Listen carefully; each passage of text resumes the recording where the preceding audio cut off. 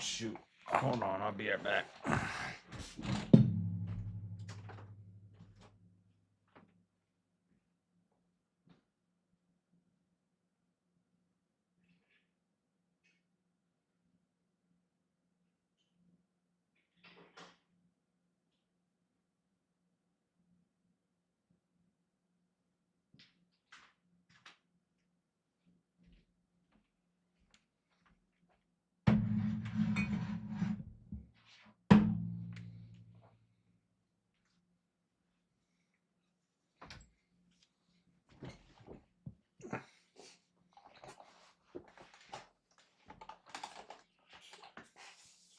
All right.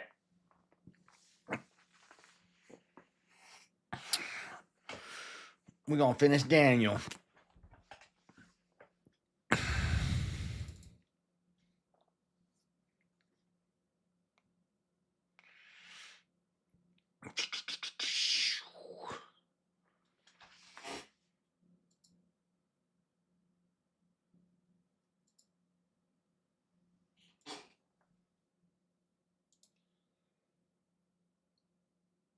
Get it out the mud.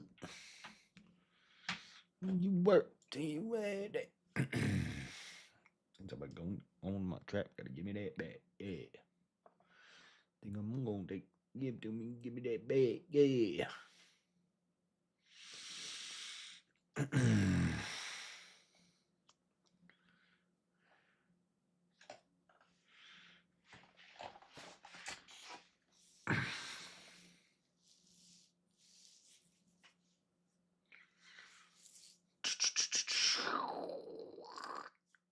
um.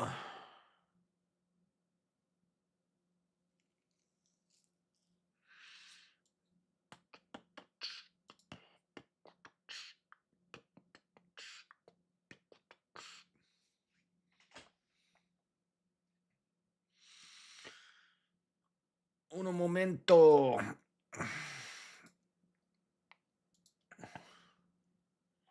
Get it out the mud.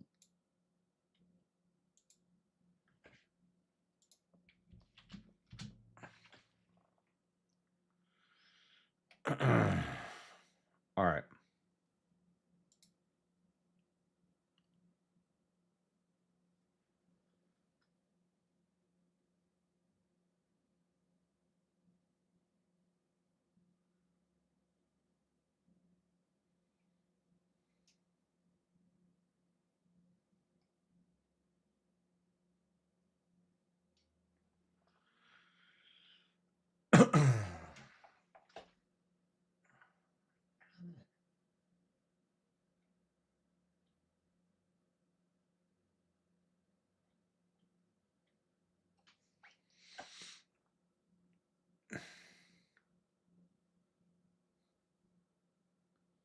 Huh?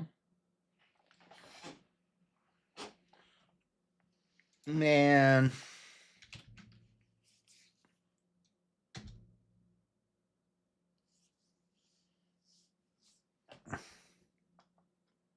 Does everybody use AI for their thumbnails now?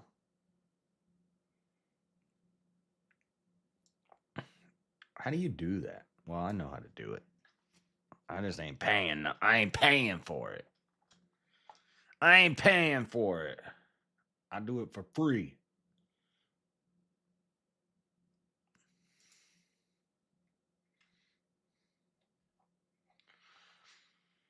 All right. We got news. I'm not going to cover it right now. I'll probably cover it on Monday. I don't know. I could cover it on the Bible stream. It's Bible related. They have new evidence that they found Noah's Ark. Shocker. I need a Noah's Ark debate. Dude, I've wanted to do a dang Noah's Ark debate or a dinosaur debate or a young Earth debate. Even though I won't die on the hill of young Earth, but I do like it.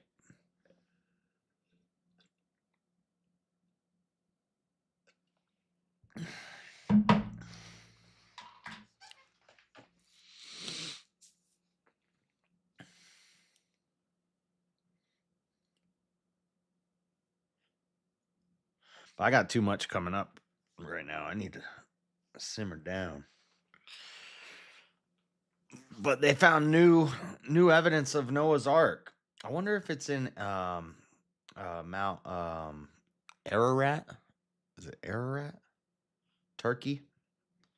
Because we always thought it was in Turkey. I remember when I was in elementary school, my teacher told me that Noah's Ark is in Turkey on, I think it's Mount Ararat. Ararat? And he said it's protected by anti-air guns. And if you try to go there or fly over there, they'll kill you. Dude, YouTube's going crazy with... I might have to delete all my old content because YouTube's going crazy right now with shutting channels down. They shut a channel called Dark History where they talk about dark events throughout history. And it had 3 million subscribers.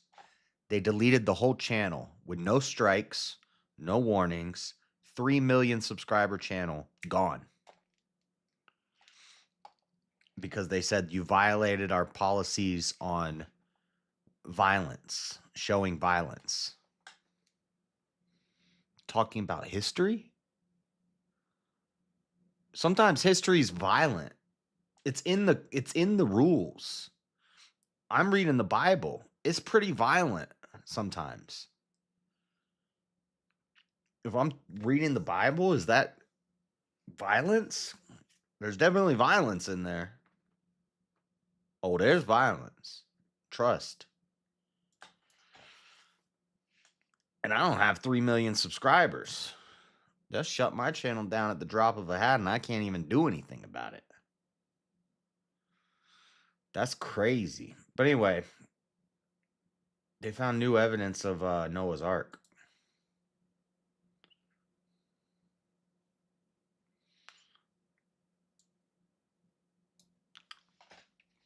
At least that's what they're saying. I bet it's going to be like when they said they found new evidence that the Shroud of Turin is real. And then it turns out it was stuff that we've known for 20 years. Like, all they did was confirm what we've already knew. We already knew that the testing was done on a... they tested a corner of it, but that corner was a newer piece that was used to fix it because it was in a fire. And then they fixed it, and then they took and you can look at it and you can see where they had repaired it. And they cut a piece to test out of that section. And they dated it and they said, "Oh, it's not real." And all the Christians, this is 20 years ago, Christians were like, yeah, you took your sample out of the repaired part. And then they went and took the sample out of the not repaired part, and they're like, "Oh, turns out this is dated exactly to when Jesus would have been alive." Crucified, but shocker. That's what we always said. Now they're going to be like, "Oh, we have evidence now that Noah's Ark is in Turkey and Mount Ararat." And all the Christians are just going to be like, "Yeah, we've been saying that for 50 years. 100 years. We've always known that. It's not a new thing." Or they found those mosaic tiles. They found those mosaic tiles under the sand. That was a new thing, but that wasn't even that new. It came out and they're like new evidence, but it was like 10-year-old evidence. Every time there's like a new evidence of this, it's like, if you've been paying any attention, we've known this. We already knew about that. It's nothing new. Anyway, we're doing Daniel. We're going to finish Daniel today. We're going to be on a bunch of prophetic visions, so there's going to be a lot of symbolism here. Parables and things, visions with different meanings. So I might have to look into some scholarly some scholarly sources and some, church history to figure out the meaning of these if it's not evident.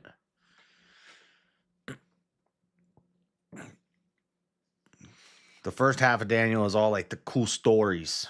The second half of Daniel is all visions and prophecy. We have a messianic prophecy, an explicitly messianic prophecy. Like, there's a bunch of messianic prophecies, but this one's explicitly the prophecy of the Messiah. Like, it's just called the prophecy of the Messiah.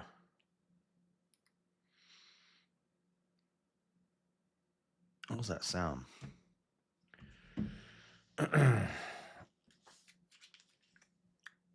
Pineapple pizza and dinosaur pyramids. Let's go. Paid zombie ghosting. Paid zombie ghosting. Dude, I need to buy Sparking Zero while it's on sale. I can't spend any more money. I just bought my DebateCon plane tickets. They're a little more than I expected. Thought it was gonna be $350. It was like $400 because I got the like the flight insurance plan for like $40, which is probably just gonna be wasted money. I've never had a problem flying unless I miss the plane, and that's usually that's always my fault. I always thought that the time that's on the ticket is the time that the plane starts boarding. No. The time that's on the ticket is when the plane takes off. You have to be there before the plane takes off. So every time I get to the airport and I sit at the bar and drink, and then I run to the gate at the time on my ticket and think they're going to start boarding, they're always like, "Get in here. We've been waiting for you." Or the plane's gone and the door's closed. So I finally figured it out that the time on the ticket is the time the plane leaves, not the time that the plane starts boarding. So I've only ever had problems flying when it was my own fault. I've missed 2 planes before because I was at the bar waiting for the time on the ticket. Funny, it took me to the second time to figure that out. The first time I thought there was just a mistake. Second time I was like, what's going on here? And then I asked, and they're like, no, that's when the plane leaves, dude. But anyway, I got the insurance plan. If there's any delays or something, I get money. I get money. I got. I almost want to bring a bag and have them put nothing in it. Check a bag and just hope that it gets lost, because then I get $1,000. I'd be like, wink at the bag guy. I'd be like, hey, lose that bag. Lose that bag. Go ahead, lose it. Ain't nothing in there. Just lose it. Let me get that 1,000 real quick. All right. Enough dilly-dallying. Let's get to this. We're on chapter 7.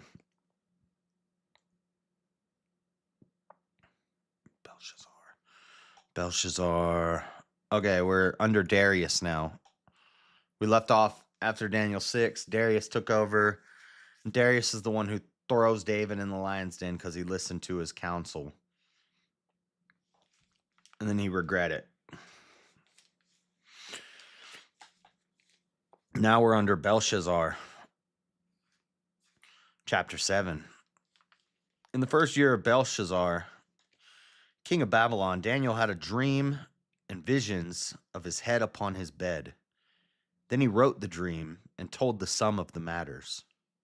Daniel spake and said, I saw in my vision by night, and behold, the 4 winds of the heaven strove upon the great sea. Oh, this is the prophecy of the great beasts, the 4 beasts of Daniel. And 4 great beasts came up from the sea, diverse one from another. The first was like a lion and had an eagle's wings. I beheld till the wings thereof were plucked, and it was lifted up from the earth and made stand upon the feet as a man, and a man's heart was given to it.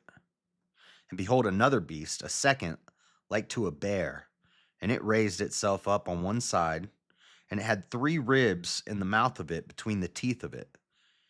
And they said thus unto it, Arise, devour much flesh. After this I beheld, and lo, another, like a leopard, which had upon the back of it 4 wings of a fowl. The beast had also 4 heads, and dominion was given to it. After this I saw in the night visions, and behold, a fourth beast, dreadful and terrible, and strong exceedingly, and it had great iron teeth. It devoured and brake in pieces, and stamped the residue with the feet of it. And it was diverse from all the beasts that were before it, and it had 10 horns.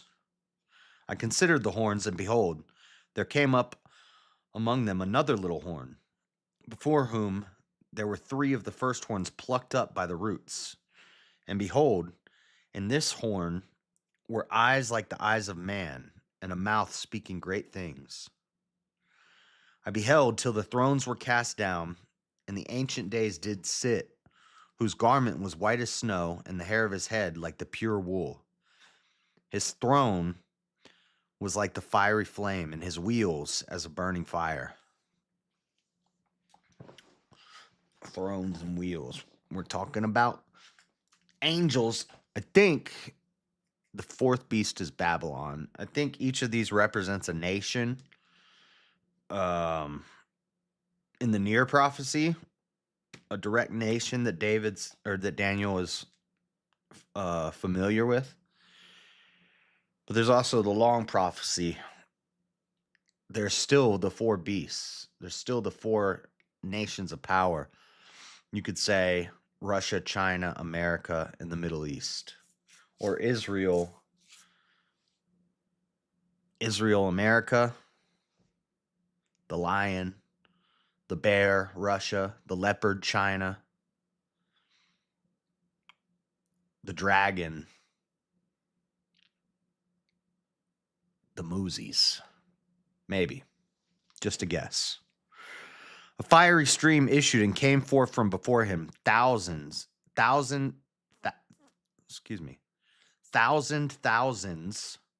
ministered unto him, and 10,000 times 10,000 stood before him. The judgment was set, and the books were opened. A lot of this is like, and this is why you gotta read the Old Testament before you go reading the New Testament, and you gotta read all of the Bible before you go dilly-dallying in Revelation. Otherwise, it's not gonna make sense. It's still tough to interpret. You can't really self-interpret it. You can guess, but Revelation is tough. But it's not as tough if you understand the Old Testament. I beheld them because of the voice of the great words which the horn spake. I beheld even till the beast was slain, and his body destroyed, and given to the burning flame.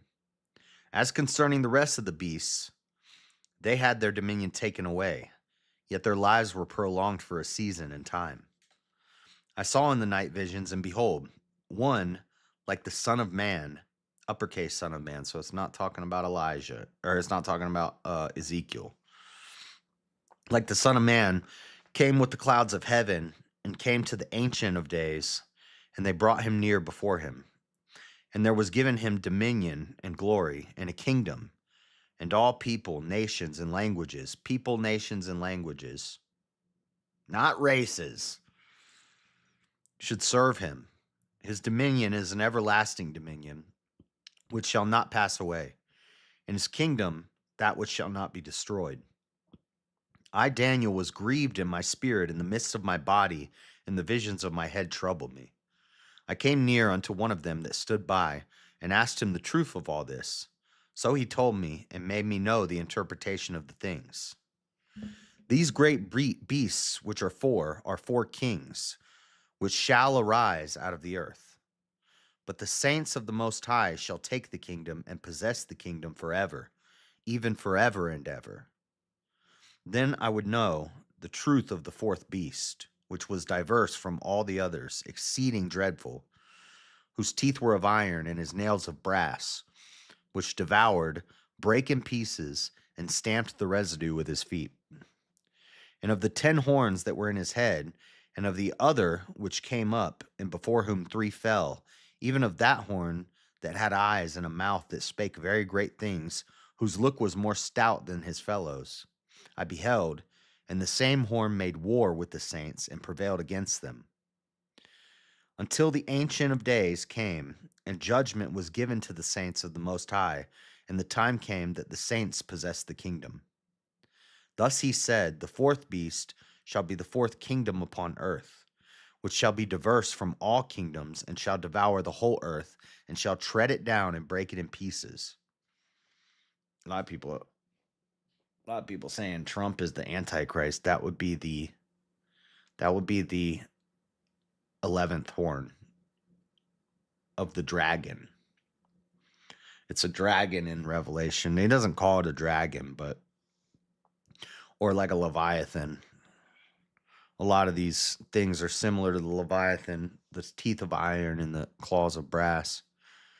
I like to think it's a dragon, but it's a nation.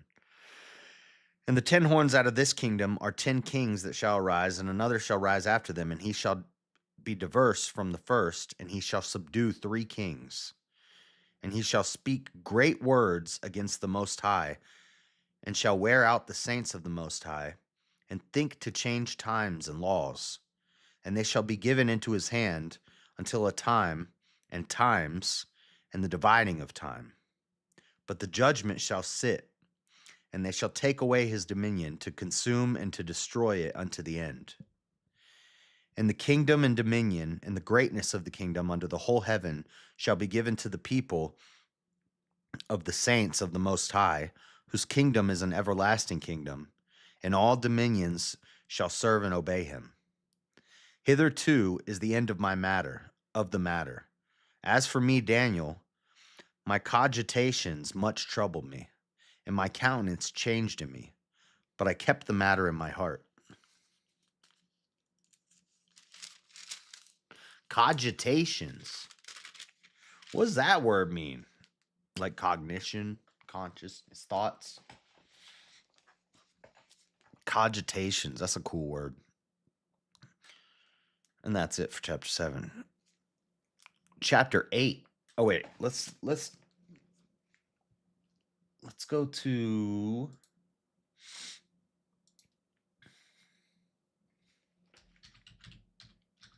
enduring word.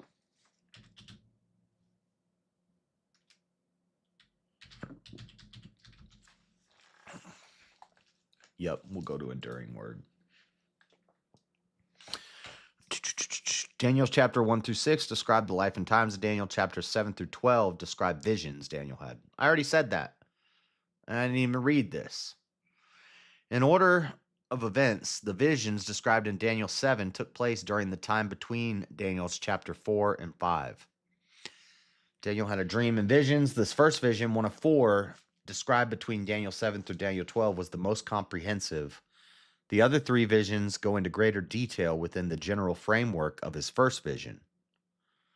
Daniel could have given us more detail, but the Holy Spirit only wanted him to write the main facts. We may wish that Daniel went into greater detail, but he didn't. Stirring up the Great Sea. This was almost certainly the Mediterranean Sea. Each one of the empires mentioned in this vision had a geographical connection to the Mediterranean Sea. This is the near prophecy. Stirring up has the idea of chaos and tumult. To the Hebrews, the sea was both dangerous and mysterious, a restless element, but not beyond the Lord's power to tame. Baldwin. The sea is sometimes used as a picture of Gentile nations. The 4 winds of heaven. Some see these winds as a description of the sovereign power of God striving with men. That's referenced in Psalm 35:5, Psalm 48:7, Psalm 107:25, Isaiah 27:8, and Isaiah 41:16. Others, such as Strauss, suggest the 4 winds were satanic forces, as mentioned in Revelation 7:1. What's Revelation 7:1 say? After these things, I saw 4 angels standing at the 4 corners of the earth, holding the 4 winds of the earth, that the wind should not blow on the earth, on the sea, or on any tree. Description of the first of 3 beasts. The first was like a lion, more majestic than any of the falling beasts. Lions and eagles are kings of their realms, but this majestic beast was humbled. His wings were plucked off and made human. A man's heart was given to it. Oh. A little later, Daniel tells us these 4 beasts were 4 kingdoms ruling over the earth. First kingdom is the Babylonian Empire, represented by the lion and an eagle. This is why I say America is the new Babylon, and this is why I say in the long prophecy, America is the lion. This fits well with the majesty and authority of Nebuchadnezzar and his reign over the empire of Babylon. Oh, Nebi. Jeremiah used both the lion and the eagle as pictures of Nebuchadnezzar, and Babylon's winged lions can be seen at the British Museum today. Second is a bear. Second beast didn't have majestic bearing of either the lion or the eagle. A bear is slower, stronger, and more crushing than a lion, and this bear had a voracious appetite for conquest. This is Russia, I think. In my personal headcanon.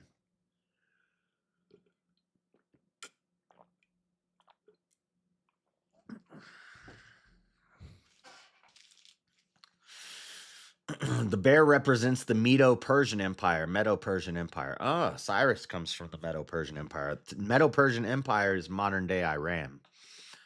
Were well known. They simply overwhelmed their opponents with superior size and strength.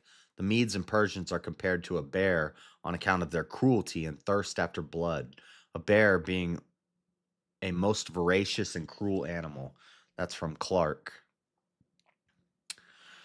Arise, devour much flesh. The command to arise and devour much flesh indicates the extreme cruelties often practiced by the Persians and the wide extent of their conquest. That's from Ironside.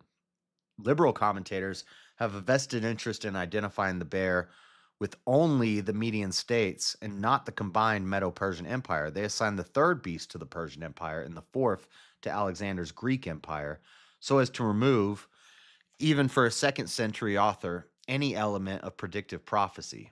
Their analysis doesn't fit.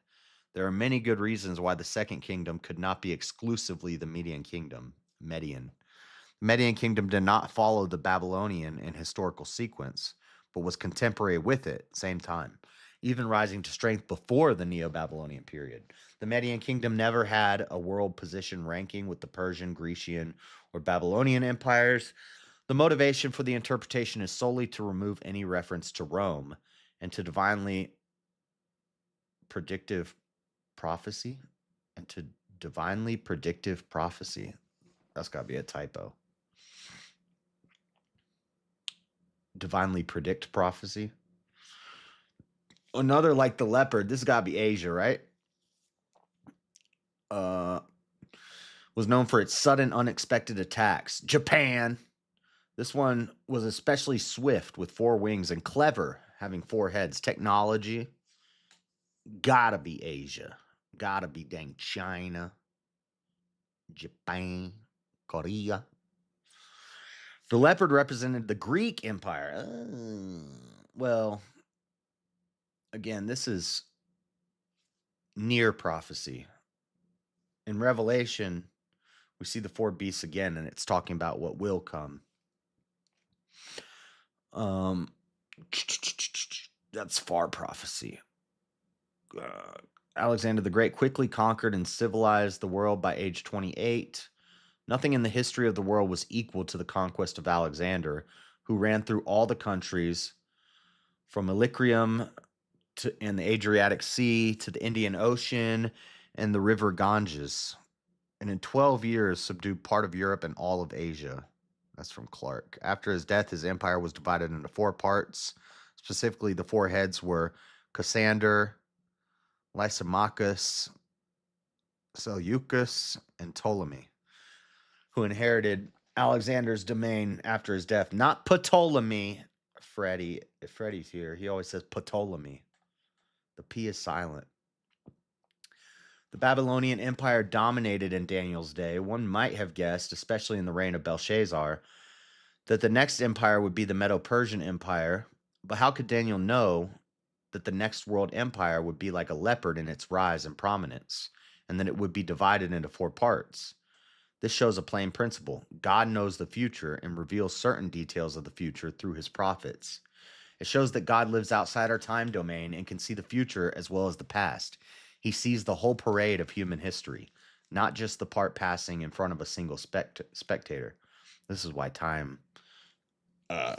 This is why to God there is no past or present, and to us the past and present don't exist.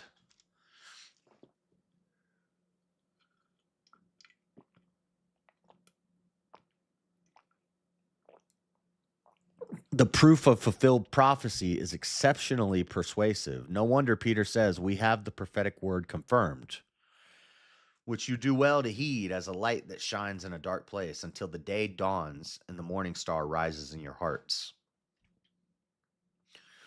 A morning star. The fourth beast, a dreadful horned beast. After this, I saw the night visions, and behold, a fourth beast, dreadful and terrible, exceedingly strong, huge iron teeth. We already read this, but dreadful and terrible. The fourth beast is indescribable and uniquely horrific in its power and conquest. Different, it had 10 horns. In the ancient world, horns expressed the power and fearsomeness of an animal. The fourth beast was so strong it had 10 horns. The horn is also, there were also horns on the Ark of the Covenant.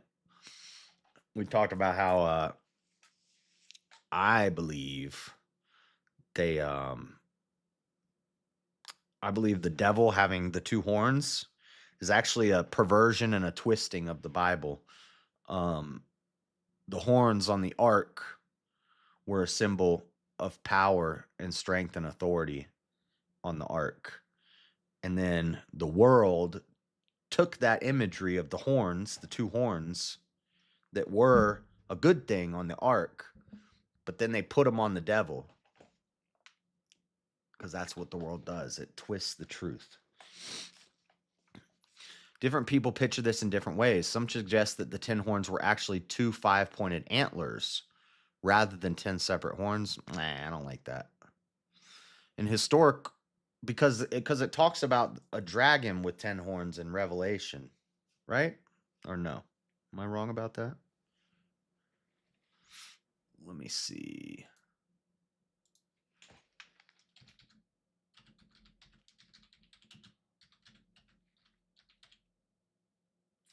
Dragon with 7 heads. Similar, but different. 7-headed dragon, great fiery red symbol, figure representing Satan, embodying chaos, evil, and opposition to God. It appears with 7 heads, 10 horns. So there is a dragon with 10 horns in Revelation, but it has 7 heads. This beast has 10 horns and it's indescribable. But it doesn't say it has 7 heads, but it's not, doesn't mean they're necessarily different, but also they might not be the same. But I think the symbolism is pretty close between John of Patmos and Daniel here. The creature is depicted as having immense power, attempting to destroy the church and opposing Christ. 7 crowns, 10 horns. These represent complete earthly power, authority, and strength.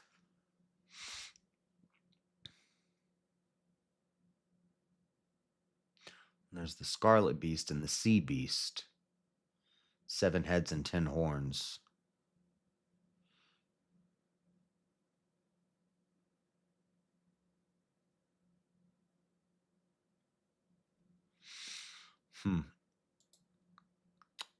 Intriguing. Okay. In historical fulfillment, the fourth beast represents the Roman Empire, which was the largest, strongest, most unified, and enduring of them all. There's an unmistakable correspondent between these horns and the 10 toes of the dream image and the mention of iron in the teeth suggests the legs and toes of iron in that image. Among the 10 horns, 3 were replaced by one horn that was conspicuous for its dominance, intelligence, and its boastful talk. I watched the thrones were put in place. When the Apostle John saw heaven, he also saw thrones, but he also saw those who sat on those thrones. The 24 elders described in Revelation 4:4. Daniel made no mention of the Apostle John. We don't, well,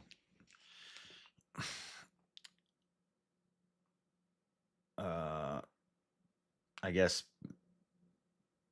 guess maybe never mind. I was gonna say we don't know for sure that the John who wrote the John of Patmos is John the Apostle. We assume, and it's likely is the case, but maybe church fathers in like the Catholic or the Orthodox Church have some doctrine on this. So maybe if you asked an Orthodox or a Catholic priest, they would tell you, yes, we know for sure that that John of Patmos is the Apostle John, but scholars and historians would tell you otherwise. They'd say we don't know for sure. We think that it is the same, and there's a lot of evidence that point to it being the same John. But it's possible it could be a different John because it doesn't say explicitly. But again, there could be some church history, like from church fathers and stuff, that I don't know about. Elders, perhaps 24 elders, represent the church, and the church was an unrevealed mystery to Old Testament saints. Ancient Days was seated. His throne was a fiery flame. This is a brilliant manifestation of God's splendor in the fierce heat of his judgment. There seems to be something lava-like in the stream of fire pouring from the throne. It was a river of vast destructive power. Isaiah 66:15 and 16 describes the judgment of God in terms of fire. For behold, the Lord will come with fire and with his chariots like a whirlwind to render his anger with fury and his rebuke with flames of fire. For by fire and by his sword the Lord will judge all flesh, and the slain of the Lord shall be many.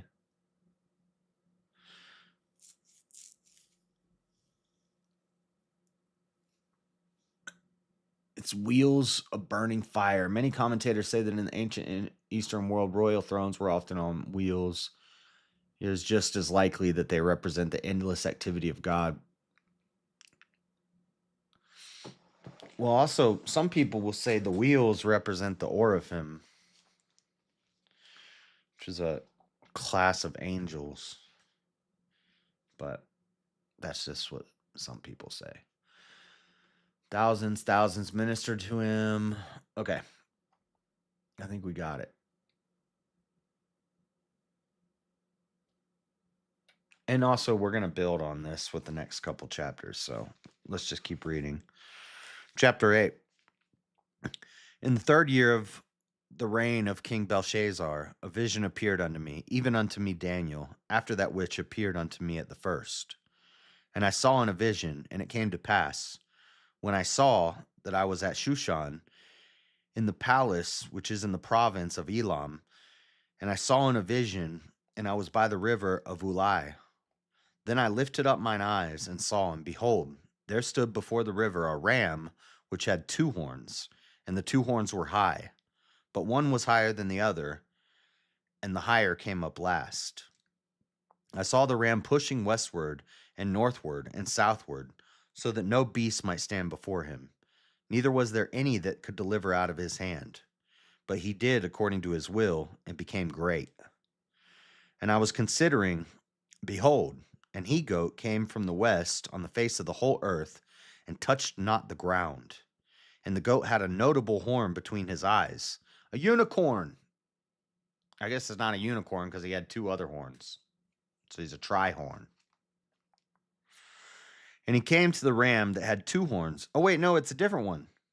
It's a goat. It's a unigoat. Unicorn goat. Unicorn goat runs into two horn goat or two horn ram. And he came to the ram that had two horns, which I had seen standing before the river, and ran unto him in the fury of his power.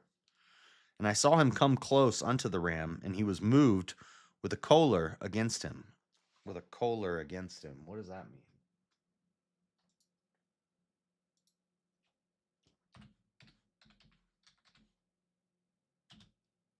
Choler in the Bible. Choler? Intense anger. With a choler against him, and smote the ram, and brake his two horns. And there was no power in the ram to stand before him. But he cast him down to the ground, and stamped upon him. And there was none that could deliver the ram out of his hand. Therefore the he goat waxed very great. And when he was strong, the great horn was broken. And for it came up four notable ones toward the four winds of heaven. And out of one of them came forth a little horn, which waxed exceeding great toward the south, and toward the east, and toward the pleasant land. And it waxed great, even to the host of heaven. And it cast down some of the host and of the stars to the ground, and stamped upon them. Yea, he magnified himself even to the prince of the hosts. And by him the daily sacrifice was taken away, and the place of his sanctuary was cast down. And an host was given him against the daily sacrifice by reason of transgression, and it cast down the truth to the ground, and it practiced and prospered. Then I heard one saint speaking, and another saint said unto that certain saint which spake, How long shall be the vision concerning the daily sacrifice, and the transgression of desolation, to give both the sanctuary and the host to be trodden under foot? And he said unto me, Unto 2,300 days. Then shall the sanctuary be cleansed. And it came to pass, when I, even I, Daniel, had seen the vision, and sought for the meaning, then, behold, there stood before me as the appearance of a man. And I heard a man's voice between the banks of Ulai, which called and said, Gabriel, make this man to understand the vision. Gabriel, the archangel, an angel of the Lord mentioned in Luke. So he came near when I stood, and when he came, I was afraid, and fell upon my face. But he said unto me, Understand, O son of man, lowercase son of man, for at the time of the end shall be the vision. Now as he was speaking with me, I was in a deep sleep, on my face toward the ground. But he touched me and set me upright. And he said, Behold, I will make thee know what shall be in the last end of the indignation. For at the time appointed the end shall be. The ram which thou sawest having two horns are the kings of Media and Persia, and the rough goat is the king of Grecia, and the great horn that is between his eyes is the first king. Now that being broken, whereas four stood up for it, four kingdoms shall stand up out of the nation, but not in his power. And in the latter time of their kingdom, when the transgressors are come to the full, a king of fierce countenance and understanding, a king of fierce countenance and understanding dark sentences shall stand up. And his power shall be mighty, but not by his own power. And he shall destroy wonderfully, and shall prosper in practice, and shall destroy the mighty and the holy people. And through his policy also he shall cause craft to prosper in his hand, and he shall magnify himself in his heart, and by peace shall destroy many. By peace shall destroy many. He shall also stand up against the prince of princes, but he shall be broken without hand. And the vision of the evening and the morning which was told is true. Wherefore shut thou up the visions, for it shall be for many days. And I, Daniel, fainted and was sick certain days. Afterward I rose up and did the king's business, and I was astonished at the vision, but none understood it.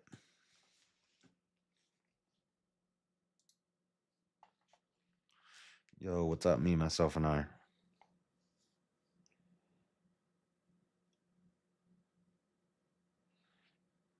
None understood it. That one gave a little more description to what the vision meant, so we're not going to dig real deep into it.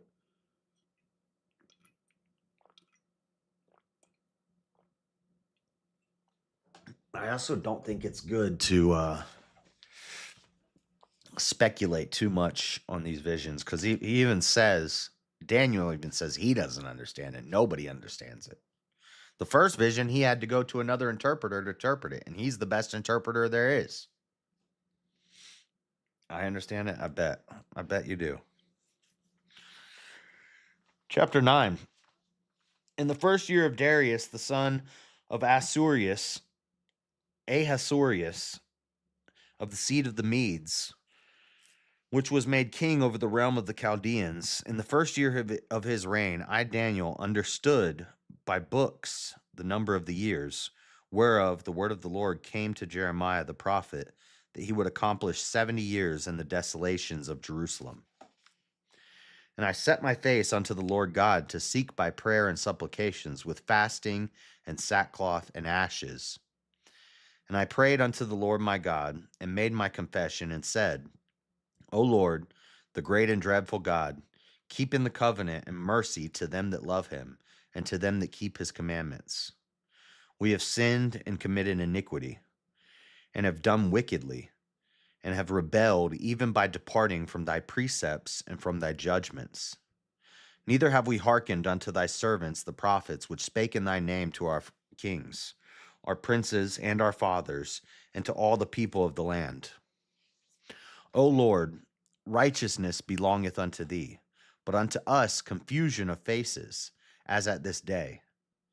To the men of Judah, and to the inhabitants of Jerusalem, and unto all Israel that are near and that are far off, through all the countries whither thou hast driven them, because of their trespass that they have trespassed against thee. O Lord, to us belongeth confusion of face, to our kings, to our princes, and to our fathers, because we have sinned against thee. To the Lord our God belong mercies and forgivenesses, though we have rebelled against him. Neither have we obeyed the voice of the Lord our God, to walk in his laws, which he set before us by his servants the prophets. Yea, all Israel have transgressed thy law, even by departing, that they might not obey thy voice. Therefore the curse is poured upon us, and the oath that is written in the law of Moses, the servant of God, because we have sinned against him. And he hath confirmed his words, which he spake against us, which he spake against, I'm assuming the next word is us, and against our judges that judged us. This is a long chapter. By bringing upon us a great evil. For under the whole heaven hath not been done as hath been done upon Jerusalem. As it is written in the law of Moses, all this evil is come upon us. Yet made we not our prayer before the Lord our God, that we might turn from our iniquities and understand thy truth. Therefore hath the Lord watched upon the evil and brought it upon us. For the Lord our God is righteous in all his works which he doeth, for we obeyed not his voice. And now, O Lord our God, that hast brought thy people forth out of the land of Egypt with a mighty hand, and hast gotten thee renown, as at this day, we have sinned, we have done wickedly. O Lord, according to all thy righteousness, I beseech thee, let thine anger and thy fury be turned away from thy city Jerusalem, thy holy mountain. Because for our sins and for the iniquities of our fathers, Jerusalem and thy people are become a reproach to all that are about us. Now therefore, O our God, hear the prayer of thy servant and his supplications, and cause thy face to shine upon the sanctuary that is desolate for the Lord's sake. O my God, incline thine ear and hear. Open thine eyes and behold our desolations, and the city which is called by thy name. For we do not present our supplications before thee for our righteousnesses, but for thy great mercies. O Lord, hear. O Lord, forgive. O Lord, hearken, and defer not for thine own sake, O my God, for thy city and thy people are called by thy name. And whiles I was speaking and praying and confessing my sin and the sin of my people Israel, and presenting my supplication before the Lord my God for the holy mountain of my God, yea, whiles I was speaking in prayer, even the man Gabriel, whom I had seen in the vision at the beginning, being caused to fly swiftly, touched me about the time of the evening oblation. And he informed me and talked with me and said, O Daniel, I am now come forth to give thee skill and understanding. At the beginning of thy supplications the commandment came forth, and I am come to show thee, for thou art greatly beloved. Therefore understand the matter and consider the vision. 70 weeks are determined upon thy people and upon thy holy city to finish the transgression and to make an end of sins and to make reconciliation for iniquity and to bring in everlasting righteousness and to seal up the vision and prophecy and to anoint the most holy. Uppercase H. Now therefore, know therefore and understand that from the going forth of the commandment to restore and to build Jerusalem unto the Messiah, the prince shall be 7 weeks, and 62 weeks. The street shall be built again, and the wall, even in troublous times. And after 62 weeks shall Messiah be cut off, but not for himself. And the people of the prince that shall come shall destroy the city and the sanctuary, and the end thereof shall be with a flood, and unto the end of the war. Desolations are determined. And he shall confirm the covenant with many for 1 week, and in the midst of the week he shall cause the sacrifice and the oblation to cease. And for the overspreading of abominations he shall make it desolate, even until the consummation, and that determined shall be poured upon the desolate.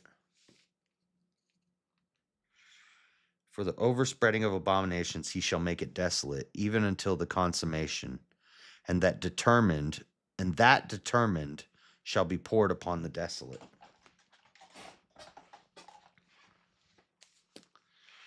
Oh, here we go. Here's Cyrus, king of Persia. Cyrus, king of Persia, who's not just in the Bible, but is a historical figure. I heard Freddie say there's nothing in the Old Testament that's actually historical. It's all stories. Well, what about Cyrus the Great? It's a well-known historical figure. Conquered. He was Persian, but he conquered Persia, Babylon, and other areas in the region around the Persian Gulf.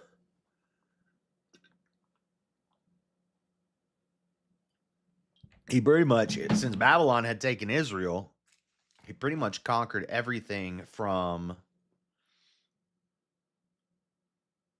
the Mediterranean to the Persian Gulf to the Red Sea.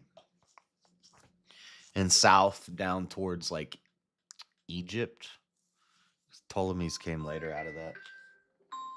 Spam. Dude, I'm going to start answering these spam calls and just troll them.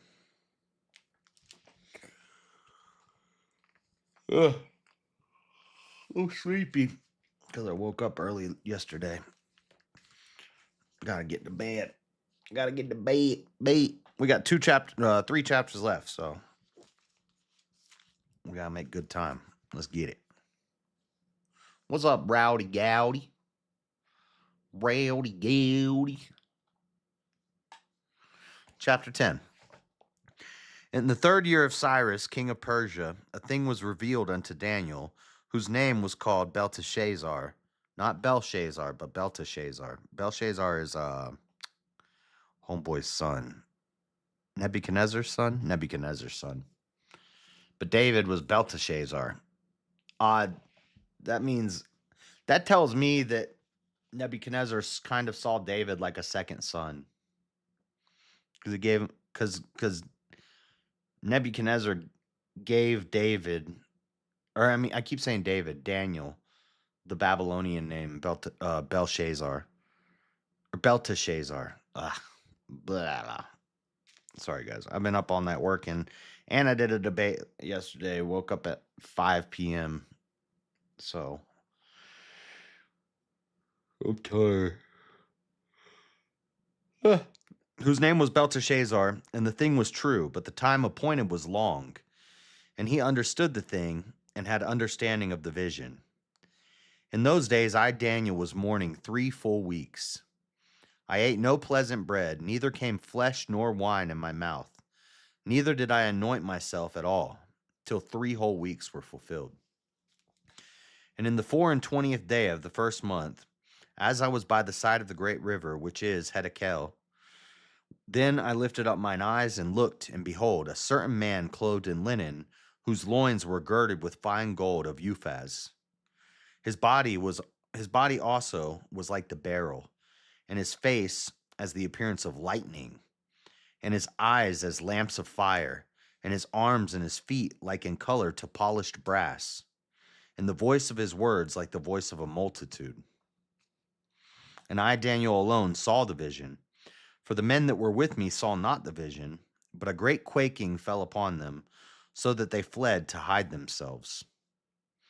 Therefore I was left alone, and saw this great vision, and there remained no strength in me, for my comeliness was turned in me into corruption, and I retained no strength.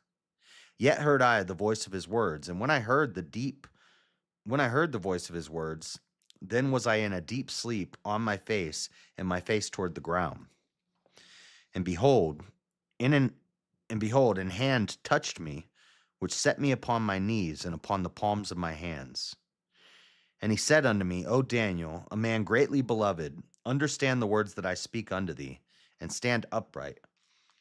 For unto thee am I now sent. And when he had spoken this word unto me, I stood trembling. Then said he unto me, Fear not, Daniel, for from the first day that thou didst set thine heart to understand, and to chasten thyself before thy God, thy words were heard, and I am come for thy words. But the prince of the kingdom of Persia withstood me 21 days. But lo, Michael, one of the chief princes, came to help me, and I remained there with the kings of Persia. Wonder if they're talking about Michael E. Let me see. Jude 9. Jude 9. Jude 9. Let me look at something.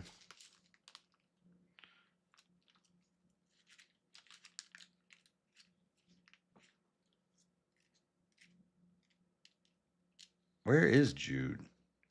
Daniel, Hosea, Joel, Amos, Obadiah, Jonah, Micah, Nehemiah, Zephaniah. Oh, Jude is in the New Testament. Wait, isn't Jude the one that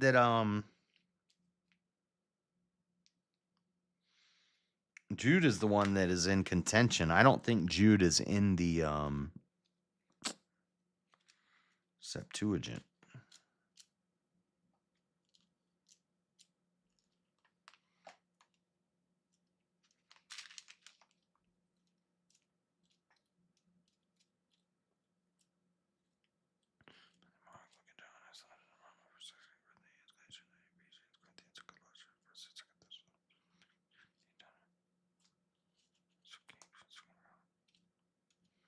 What the heck is Jude? Am I tripping? Matthew, Mark, Luke, John, Acts, letters, Romans, 1st, 2nd Corinthians, Galatians, Ephesians, Philippians, Colossians.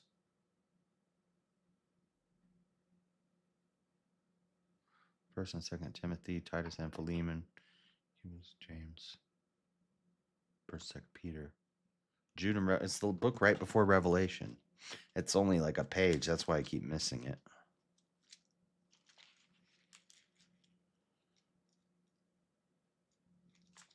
It's not even a page. What is this? Jude 9? There is no Jude 9. Jude verse 9. Jude is only one chapter. I have it highlighted. Yet Michael, the archangel, when contending with the devil, he disputed about the body of Moses, durst not bring against him a railing accusation, but said, The Lord rebuke thee.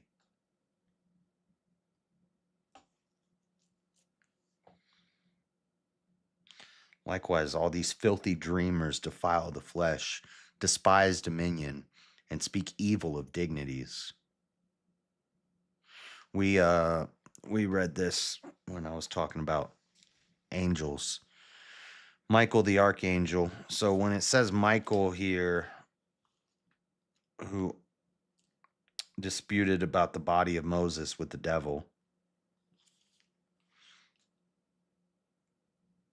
it's interesting to me that in Jude, it's talking about Michael, and then in Daniel, it's talking about Michael.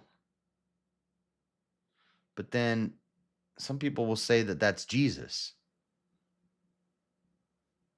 But that's what the Jehovah's Witnesses say.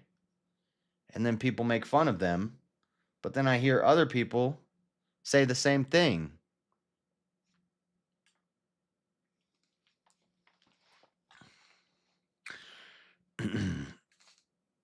Anyway. Okay, so we're talking about Michael the Archangel. That's what I thought. Just wanted to be sure. Where was I? 2, 3, 4 weeks, 420 days. I had a guy that lifted up girded. Michael, one of the chief princes, came to help me, and I remained there with the kings of Persia.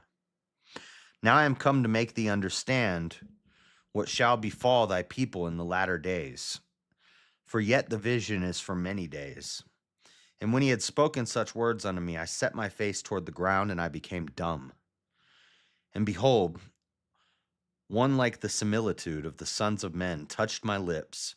Then I opened my mouth and spake, and said unto him that stood before me, O my Lord, by the vision my sorrows are turned upon me, and I have retained no strength. For how can the servant of this my Lord talk with this my Lord?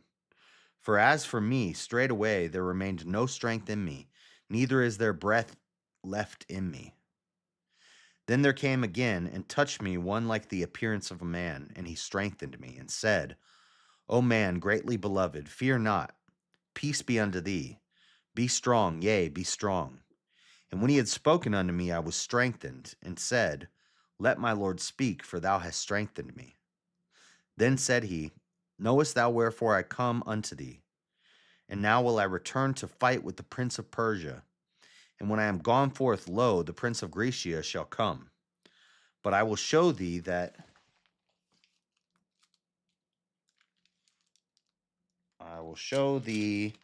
that which is noted in the scripture of truth. And there is none that holdeth with me in these things, but Michael your prince.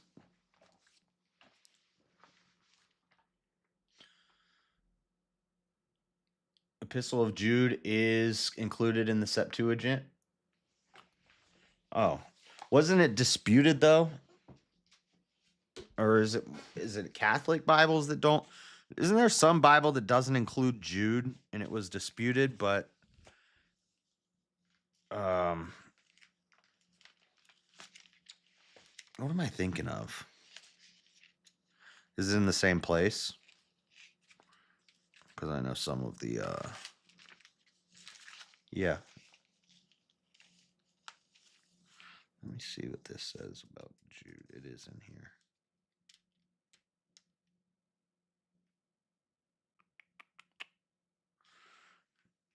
Well, the New Testament is the same, right? Michael the Archangel.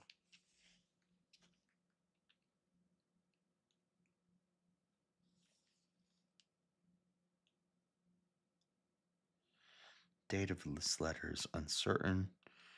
Jude, the brother of the Lord, and the brother of James the just. This is not Jude, who was one of the 12, also called Thaddeus or Lebbaeus. I don't know what I'm thinking of. For some reason, I thought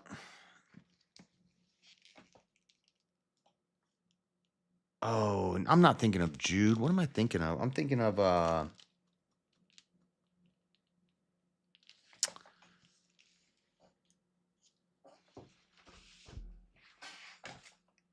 don't know. Yeah, it's not. It's the same as the New Testament's the same. What am I thinking of? It's an Old Testament book. Ruth? No. Esther.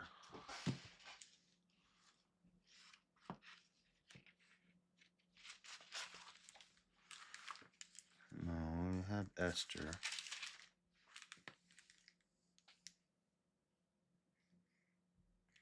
Oh, Judith. Maybe I'm thinking of Judith. Judith is in the Septuagint, but it's not in.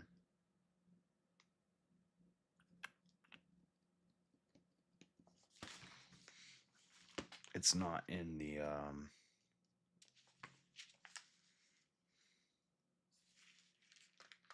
Maybe that's what I'm thinking of.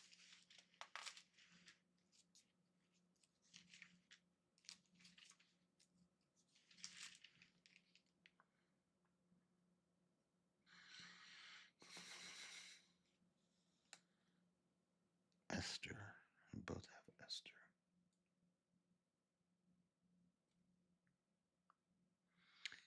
Yeah, this one doesn't have Judith. The King James doesn't have Judith.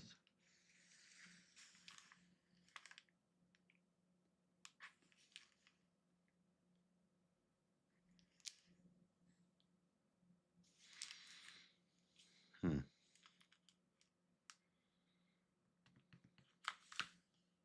Anyway, I'm getting sidetracked. So, what are we on? Chapter 11. Chapter 11. So that was the prophecy of the Messiah.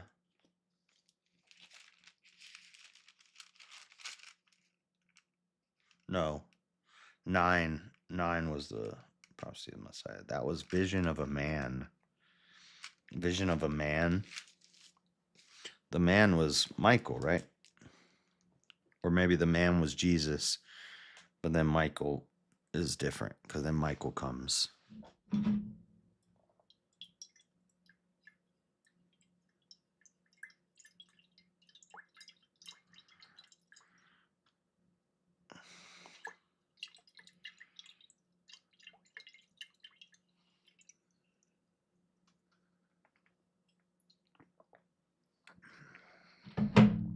All right. Are you thinking of the book of Enoch? No.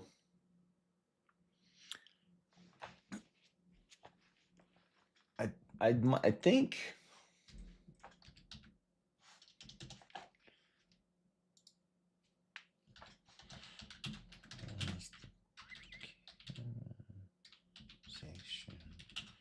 of Jude contested. Yes, the canonization of the Epistle of Jude was contested in the early church. I was thinking of Jude. It's widely recognized in the late 2nd century. It was considered a disputed book by some early theologians, such as Origen and Eusebius, due to its brevity, doubts about authorship, and its. Yes, okay, I knew it. This is what I was thinking of Jude. So Jude quotes something from the book of Enoch. And so it was contested if it should be part of the canon. They ended up canonizing it, but Jude quotes I'm pretty sure it's the book of I'm pretty sure it's Enoch, yeah. Citing Enoch, Jude 1:14 and 15. So Jude, well, there's only one chapter in Jude, but verse 14 and 15 of Jude is a quote from the book of Enoch. And so Origen and Eusebius, according to this, said that it shouldn't be canonized. I think it's the shortest. No, one of the John 1, 2, or 3 is shorter, I think, but Jude is really short. But that's what I was thinking of. It was contested because it quotes Enoch. And they're like, well, how are we going to not canonize Enoch, but we're going to canonize Jude, and Jude is quoting Enoch.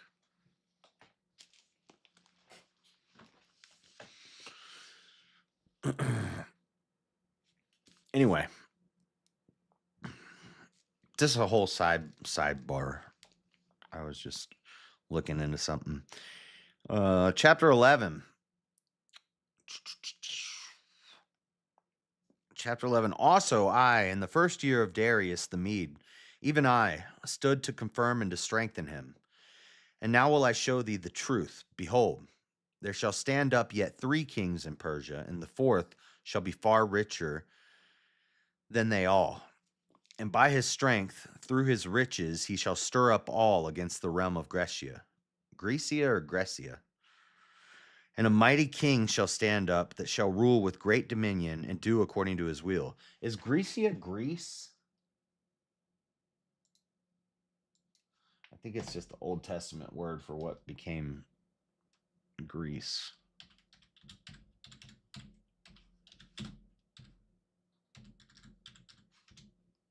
Yes, Grecia is the Spanish, Italian, and Romanian name for the country known in English as Greece. Okay, cool. That's what I thought. And a mighty king shall stand up that shall rule with great dominion and do according to his will. And when he shall stand up, his kingdom shall be broken and shall be divided toward the 4 winds of heaven, and not to his posterity, nor according to his dominion which he ruled. For his kingdom shall be plucked up even for others beside those. And the king of the south shall be strong, and one of his princes, and he shall be strong above him and have dominion. His dominion shall be a great dominion. A great dominion. And in the end of years they shall join themselves together, for the king's daughter of the south shall come to the king of the north to make an agreement. But she shall not retain the power of the arm, neither shall he stand nor his arm. But she shall be given up, and they that brought her, and he that begat her, and he that strengthened her in these times.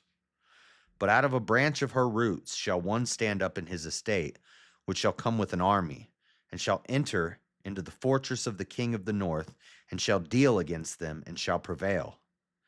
And shall also carry captives into Egypt their gods, lowercase g, with their princes, and with their precious vessels of silver and of gold.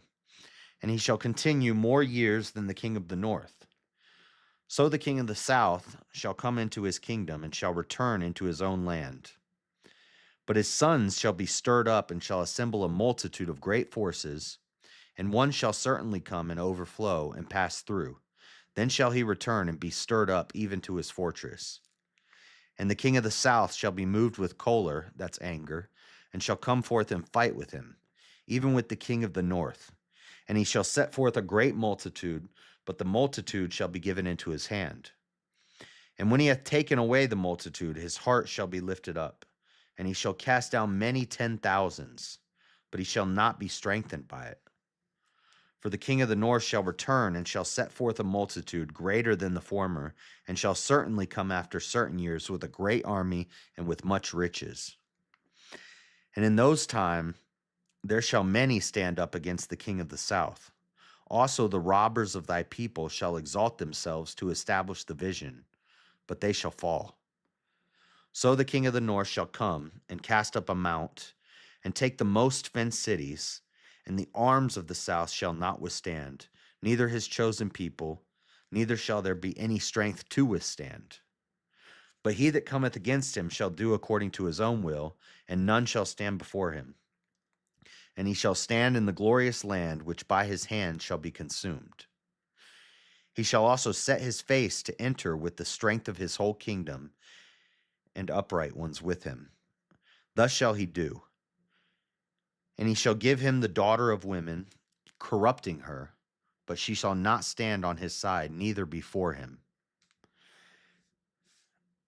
After this shall he turn his face unto the isles, and shall take many. But a prince for his own behalf shall cause the reproach offered by him to cease. Without his own reproach, he shall cause it to turn upon him. Then he shall turn his face toward the fort of his own land, but he shall stumble and fall and not be found.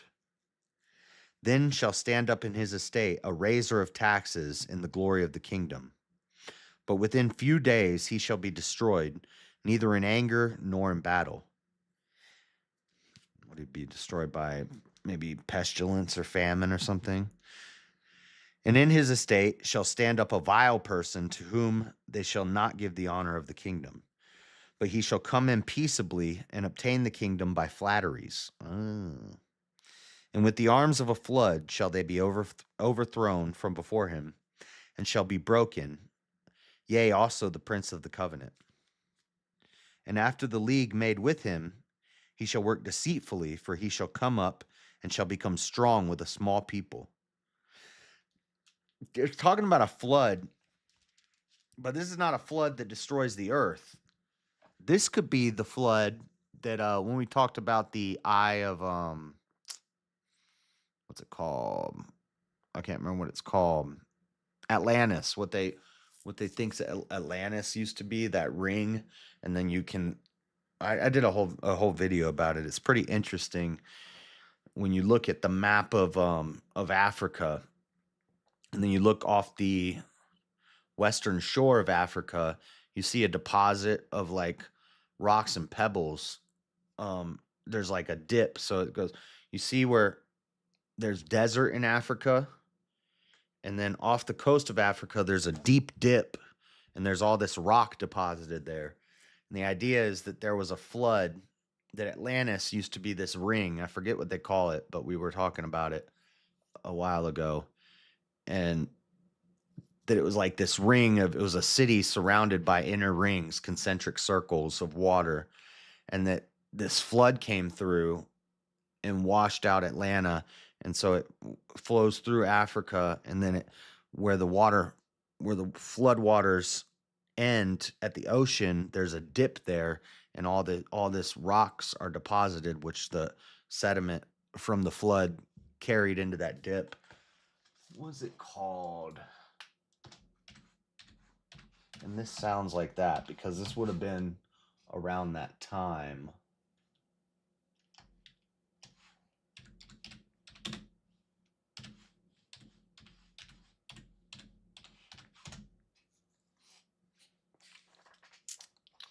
What am I thinking of?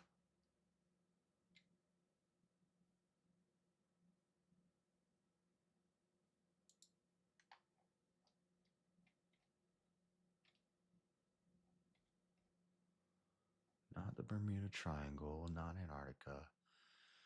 Black Sea flood.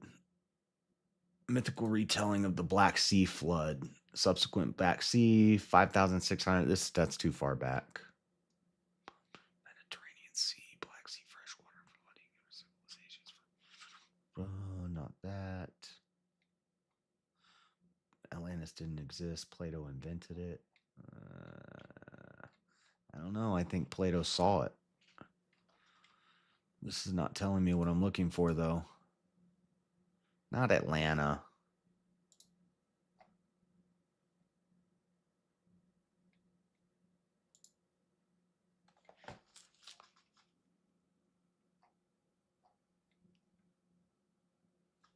Sardinia? No. The Turkey, Troy, Black Sea. Sea of Azov. The Great Atlantis Flood. Sea of Azov. Younger Dry. Cappadocia Glacial Melt. No. Spartal Bank. Morocco. Ah, the Rishat. I forgot how to say it. I learned the right way to say this, but the Reshat structure. The Reshat. That's not how you say it. this thing.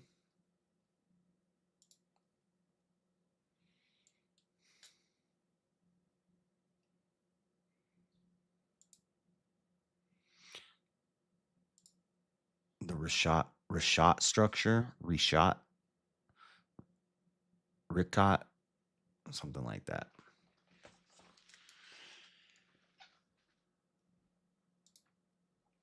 Oh, wrong thing. Anyway, he shall enter peaceably. We're on verse 24, chapter 11. He shall enter peaceably, even upon the fattest places of the province, and he shall do that which his fathers have not done, nor his fathers' fathers. He shall scatter among them the prey, and spoil, and riches, yea, and he shall forecast his devices against the strongholds, even for a time. And he shall stir up his power, and his courage against the king of the south with a great army, and the king of the south shall be stirred up to battle with a very great and mighty army. But he shall not stand, for they shall forecast devices against him. Yea, they that feed of the portion of his meat shall destroy him, and his army shall overflow, and many shall fall down slain. And both these kings' hearts shall be to do mischief, and they shall speak lies at one table, but it shall not prosper, for yet the end shall be at the time appointed. Then shall he return into his land with great riches, and his heart shall be against the holy covenant. And he shall do exploits, and return to his own land. At the time appointed he shall return and come toward the south, but it shall not be as the former or as the latter. For the you guys hear that? Somebody's hammering out there. For the ships of Chittim shall come against him.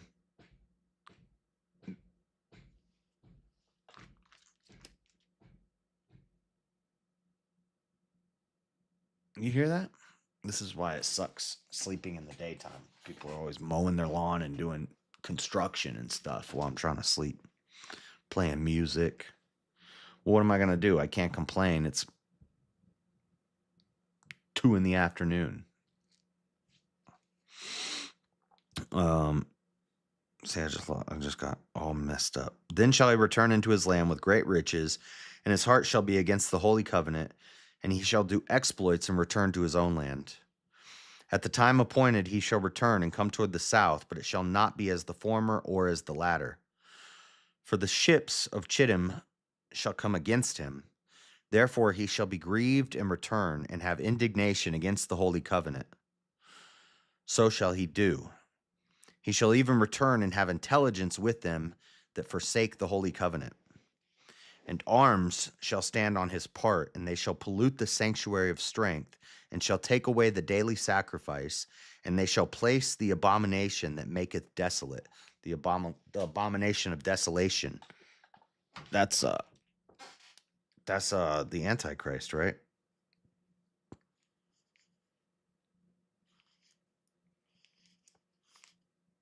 Invasion and tyranny. The abomination of desolation. This is mentioned in Matthew 24, I think.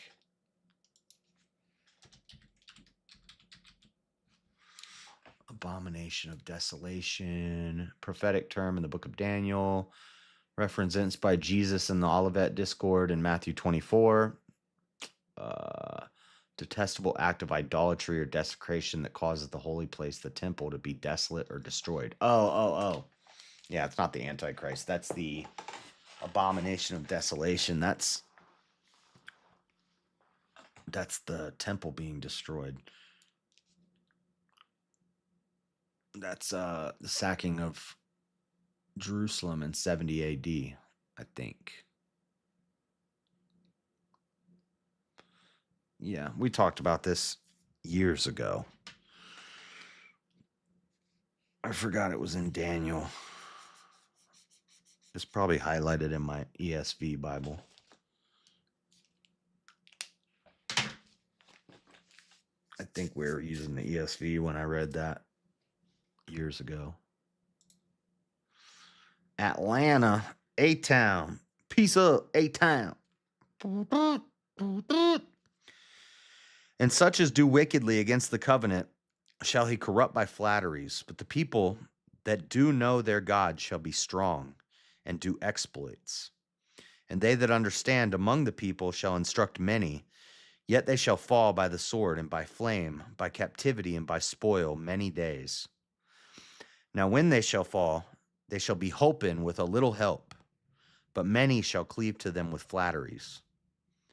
And some of them of understanding shall fall to try them, and to purge, and to make them white, even to the time of the end, because it is yet for a time appointed. To make them white. Where's my Hebrew Israelite friend? Where's my Mormon friends? White and delightsome? He's gonna make them white? And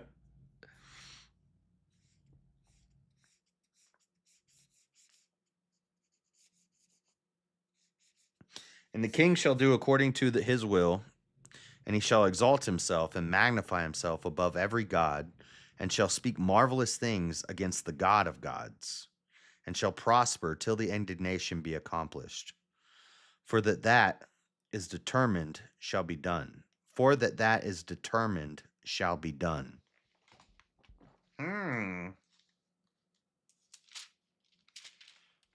For that is determined shall be done. What is determined shall be done. Determined by God. This is.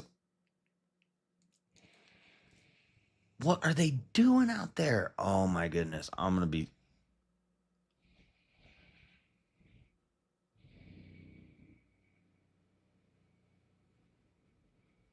Dude, y'all can't be doing that. I got to go to sleep soon. What are they doing out there? You hear that?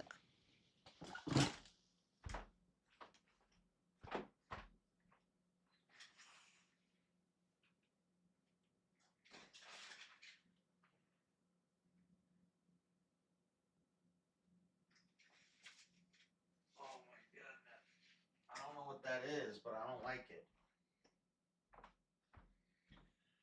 I don't know what that is, but I don't like it. I don't like it one bit. You guys hear that? LDS checking in. CTR rings assemble? What's CTR rings? Bible is all true stories. Facts. Where was I? I can't. Folks, they're doing like a jackhammer outside. Neither shall he regard the God of his fathers, nor the desire of women, nor regard any God, for he shall magnify himself above all. But in his estate shall he honor the God of forces. That's honor the uppercase God of forces, and a God whom his fathers knew not shall he honor with gold and silver, and with precious stones and pleasant things. Thus shall he do in the most strongholds with a strange God, whom he shall acknowledge and increase with glory, and he shall cause them to rule over many, and shall divide the land for gain. That was a lowercase g. That's so loud. What are they doing? I couldn't see anything when I looked out the window, but something loud is happening out there. They're like, sounds like they're doing a jackhammer outside of my window. And at the time of the end shall the king of the south push at him, and the king of the north shall come against him like a whirlwind with chariots and with horsemen and with many ships.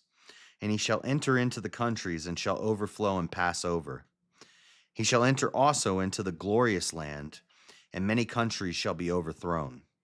But these shall escape out of his hand, even Edom and Moab, and the chief of the children of Ammon. Ammon. He shall stretch forth his hand also upon the countries, and the land of Egypt shall not escape. But he shall have power over the treasures of gold and of silver, and over all the precious things of Egypt, and the Libyans, and the Ethiopians shall be at his steps. But tidings of the east and out of the north shall trouble him. Therefore he shall go forth with great fury to destroy and utterly to make away many. And he shall plant the tabernacle of his palace between the seas in the glorious holy mountain. Yet he shall come to his end, and none shall help him. So that chapter was confusing. I'm not sure the God. It's about the king of the north and the king of the south. Hey, I gotta sleep through a dang jackhammer. Daniel 11 explained. We could go to enduring word. I'm just gonna read the AI overview real quick because I think they're Daniel 11 is one of the most detailed prophetic chapters in the Bible, providing a precise chronological overview of conflict between major empires from the Persian period through the Hellenistic area, the Seleucids, and the Ptolemies. The prophecy highlights the rise of Alexander the Great, the division of his kingdom, and the wars between the king of the north, Syria, and the king of the south, Egypt, often focusing on their impact on Israel. Persia and Greece. Chapter starts with the decline of the Persian Empire and the rise of the mighty king Alexander the Great, whose empire is subsequently divided into 4 regions upon his death, which goes back to the leopard with 4 wings.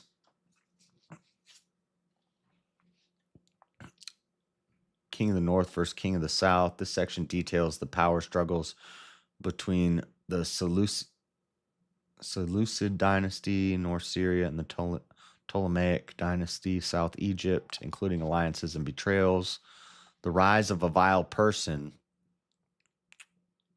Many commentators identify this as Antiochus IV Epiphanes, a ruler who breaks treaties, profanes the temple, and persecutes the Jewish people. The final end time scholars differ, with some interpreting this as a future Antichrist figure who will rule during the end times, exalting himself above God, causing great persecution, and ultimately falling. Yeah, that's talking about the abomination of desolation. Okay. I get it. I get it. I get it. I get it. If you don't get it, don't worry about it. Go ask your priest or something. I don't know. All right, last chapter. This one's not too long. Let's get it. The time of the end. The time of the end. Chapter 12. And at that time shall Michael stand up, the great prince which standeth for the children of thy people. And there shall be a time of trouble, such as never was since there was a nation, even to that same time. And at that time thy people shall be delivered, every one that shall be found written in the book. Hold on. That's important. That's all one verse. That's an important verse.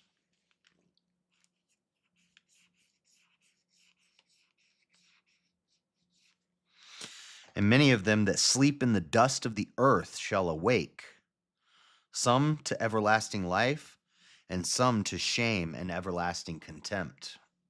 Uh-oh. And they that be wise shall shine as the brightness of the firmament, and they that turn many to righteousness as the stars forever and ever. But thou, O Daniel, shut up the words and seal the book, even to the time of the end. Many shall run to and fro, and knowledge shall be increased.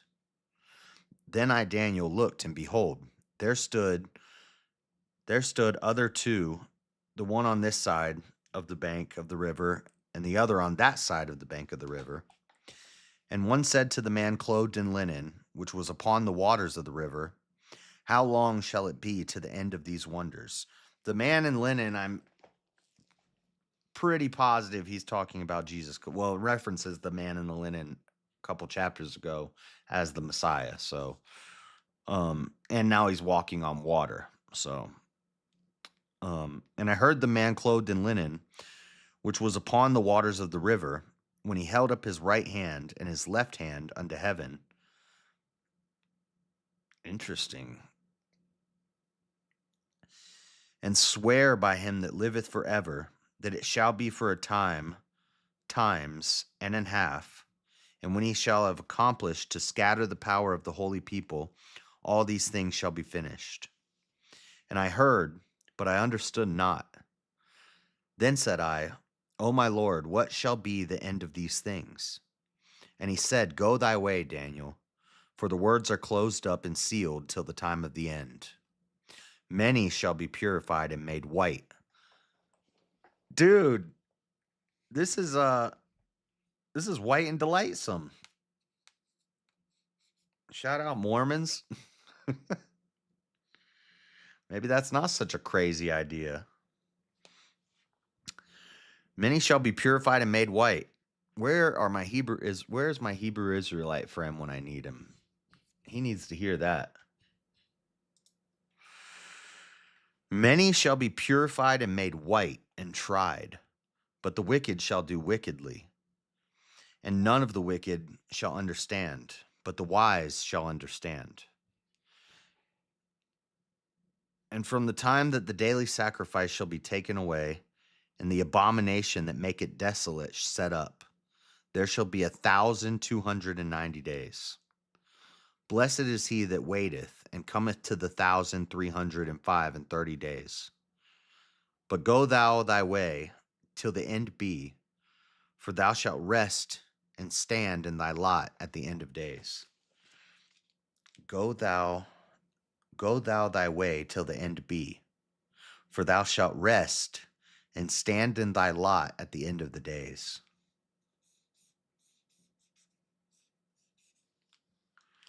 And that is the end of Daniel. And with that, I think we've finished all of the major prophets. Now all we have left is the minor prophets. Next is Hosea. I did a whole breakdown of the book of Hosea, not reading all of it, but reading different segments and explaining each chapter in detail about a year and a half, 2 years ago. It's on the channel somewhere. You can just Google JS Urban Adventures Hosea, Book of Hosea, or and you can watch that if you want a quicker summary of the whole book. But next week we'll read through Hosea. It could be a 1 day read. No, it's 14. It's 14 chapters. So, but they're short. They're short chapters. Hosea will take a day or two. But if you want to get a jump start, Hosea is the story of Hosea and Gomer. Hosea marries Gomer. She's a whore. She keeps cheating on him and engaging in whoredoms. And Hosea keeps wanting to leave her, but God keeps saying, no, take her back. You have to take her back. So he takes her back and has a kid with her.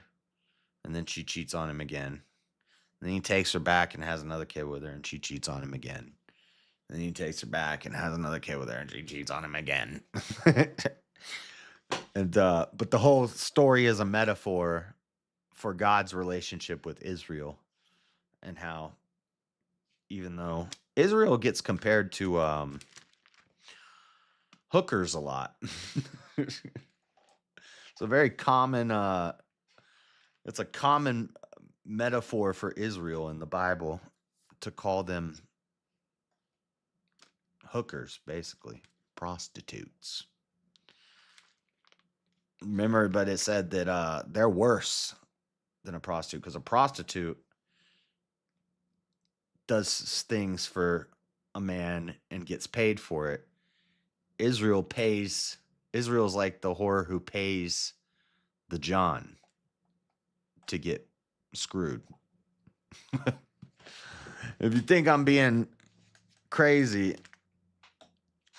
just go back and watch some of the stuff from Ezekiel.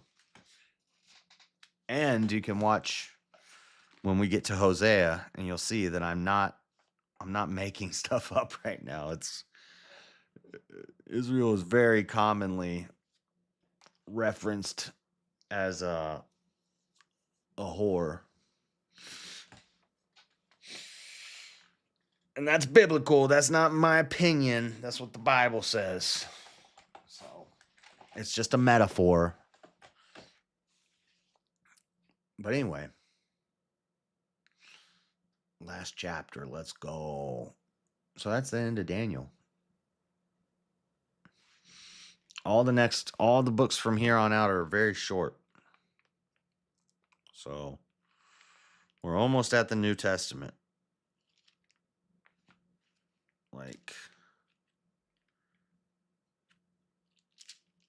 And most of these I've already done shows about, but I don't think I've ever read Malachi, which is the last book of the Old Testament. This is all we got left of the Old Testament. This little piece of book right here.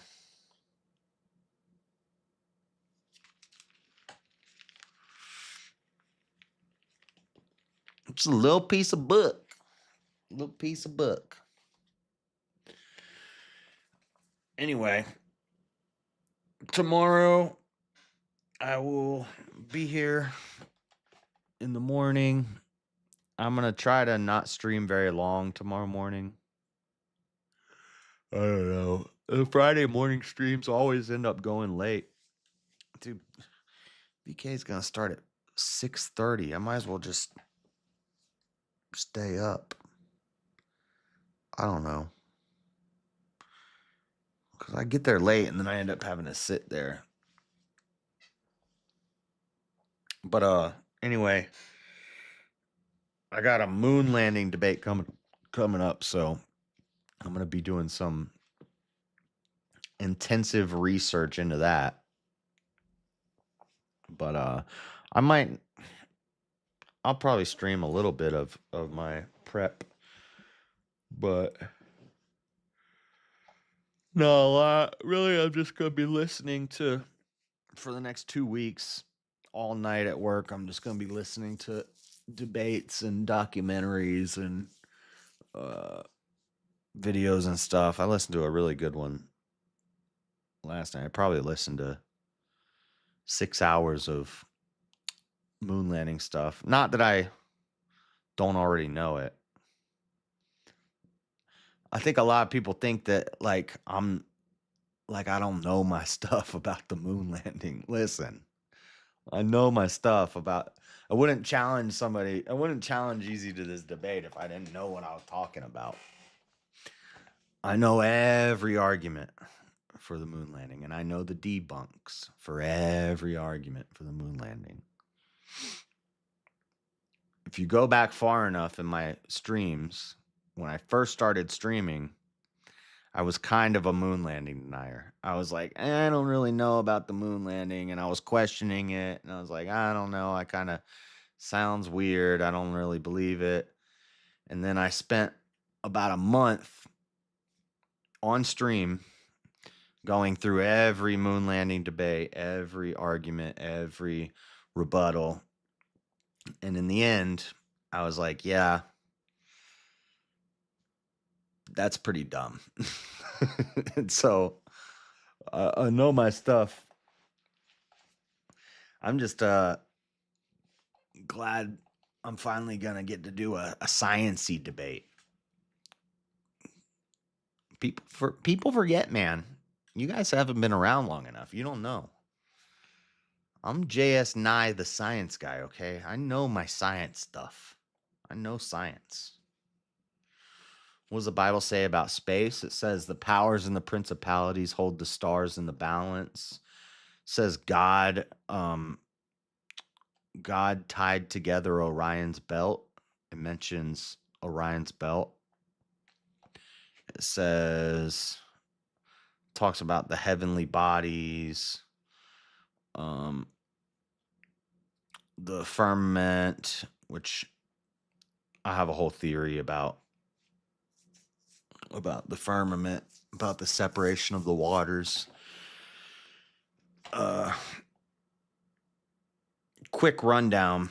before the flood, when people lived to be 900 years old, it talks in Genesis about plants were watered by the mist on the ground. And when the flood happens, it says the firmament broke and waters came from the ground and from the skies. Waters poured from the skies. So, and then it says God separated the waters above and the waters below. So I believe that there used to be a ball of water, a layer of our atmosphere was a layer of water. And I've drawn out on MS Paint. I've drawn this and I've shown how it all works. But essentially, before the flood, the world was like a terrarium. So the whole world would have been like a tropical paradise. There would have been no big storms, no hurricanes, no earthquakes, no volcanoes, nothing like that. No radiation, way less to zero radiation from the sun, so less cancer. Therefore, people live longer because there's not as much catastrophe and there's not as much radiation and sun damage. And so we would age slower. We would live longer. We'd live to 800, 900 years. And when the floods happened, because there's also water below us, which science has proven that there's an underground. I did a whole show on the underground ocean. It's there's they found one underground ocean. Now it's not liquid water, it's crystallized water. I forget what it's called. It starts with an L. But there's an underground water reservoir, what they call an underground ocean in the crust of the earth. They found one of them with 3 times as much water as all the water in all the oceans of the earth combined.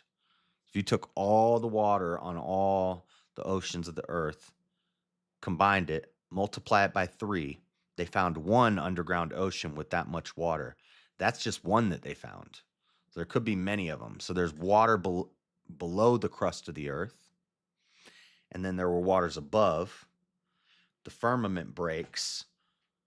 All of that water comes inward towards the earth, and it comes up from the ground, floods the earth. Then after the flood, now there's not that protection from the sun. Now there's catastrophes and storms and hurricanes and all this, and God limits the life after the flood to 120 years. And since that time, I'm pretty sure the record that we've seen is 123 years old. So like your 120s, just like God said in Genesis. So that's what the firmament is. It's not a flat earth. It's a ball with an enclosed system like a terrarium. And then when the firmament breaks, all that water comes inward because of gravity. Comes inward, and then that water slowly drains down into the depths through the tunnels.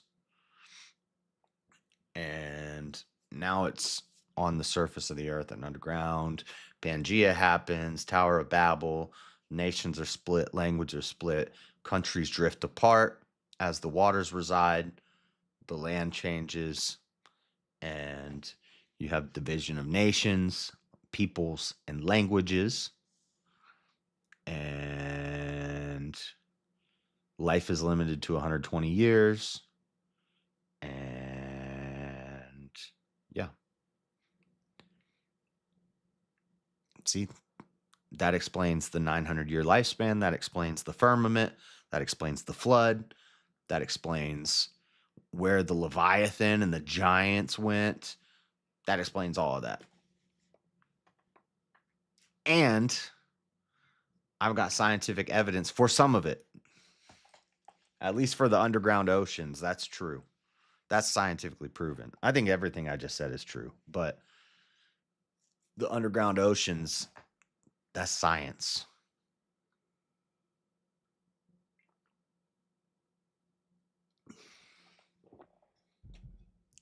True story.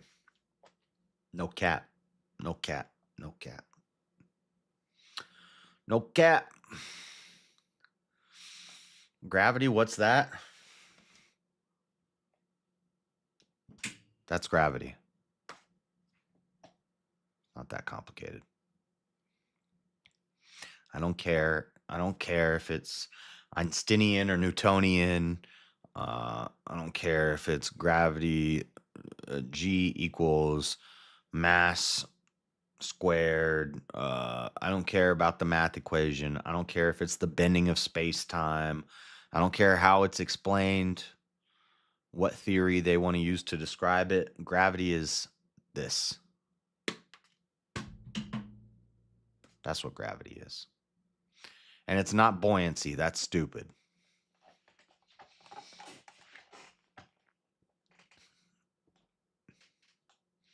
Gravity is what goes up must come down. When we ain't coming down, it be the same old.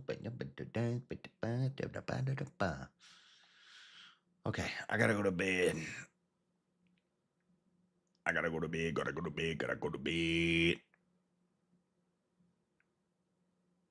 Science GG. I gotta debate Chris about these dang dinosaurs, dude. I can't stand. The only thing I can't stand more than a flat earther and a moon landing denier is a dino denier. Ooh, I can't stand a dino denier. Oh, dino denier pisses me off. I'll even admit, okay, maybe they didn't actually build the pyramids. Maybe I'm kind of trolling with that. Maybe it's just a crazy theory. Okay, I won't die on that hill. But dinos didn't exist. You ever been to Florida? You ever seen an alligator? I've caught alligators before. I've held a dinosaur. All right. Dinosaurs are real. To this day, they're just smaller. Dinosaur is Latin for terrible lizard. That term came around. It's in my notes somewhere. I think it was 1989. Pretty recently. The word dinosaur. No, not that recent, but pretty recent. Maybe 1889. Maybe 1889. Somewhere around there. The term dinosaur came around. Latin for terrible lizard. Before the term dinosaur was around, you know what we called them? We called them dragons. Dragon is mentioned something like 122 times in the Bible, 60 times in the Old Testament, 60 times in the New Testament. Repeatedly, ad nauseum, they're talking about dragons. A dragon is just an early word for a dinosaur, and a dinosaur is just a terrible lizard. Alligator, crocodile, anaconda, Galapagos turtle. Those are just small dinosaurs. Just like there were giants and there were people, there were dinosaurs and there's alligators. The Bible stole my name. Oh, Daniel? I don't know. I think you stole I think you stole your parents stole Daniel from the Bible. What's the behemoth and the Leviathan? You know? Don't tell me behemoth and Leviathan is a dang uh a whale and a hippopotamus. No. Hippopotamus doesn't have a tree like a redwood, like have a tail like a sycamore tree. That's a dang brontosaurus. That's a sauropod. Behemoth is a sauropod. Leviathan is a dang underwater dragon. Underwater, but it could breathe fire. That's crazy. I don't know if it could breathe fire while it was underwater, but it says it could breathe fire. If it maybe it jumps up out of the water and it blows the fire. I don't know how it works. I've never seen a Leviathan. I think it's hiding in the Marianas Trench. I think if we could go down into the bottom of the Marianas Trench, they say it's 2.2 miles deep. I don't know. I think there might be some dang tunnels down there to the underwater oceans and the dang Leviathans down there protecting the gateway to hell. That's deep. That's deep.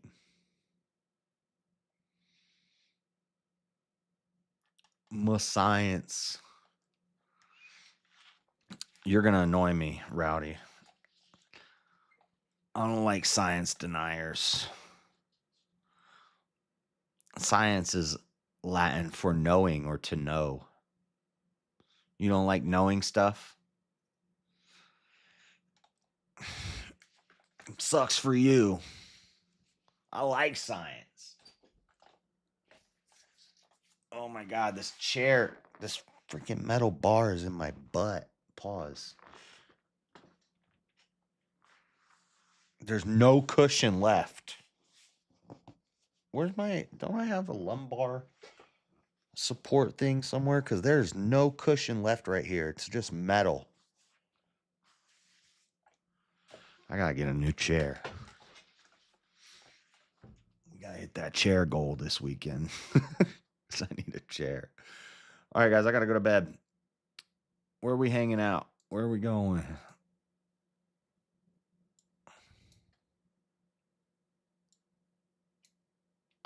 I'm tired. I'm so tired. I'm getting loopy. Getting a little loopy. Teach me on Swords of Reason. Oh my gosh. Swords of Reason is not for teaching, it's for destroying. I don't go to Swords of Reason to teach. I'll teach you. I'm not a teacher. First off, let no man teach you. You want to learn, you got a backlog of videos of streams I've done and videos I made. You can go watch those.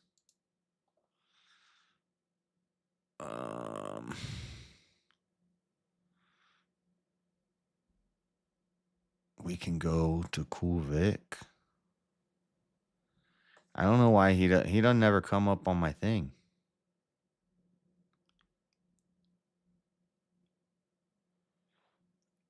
He's never on my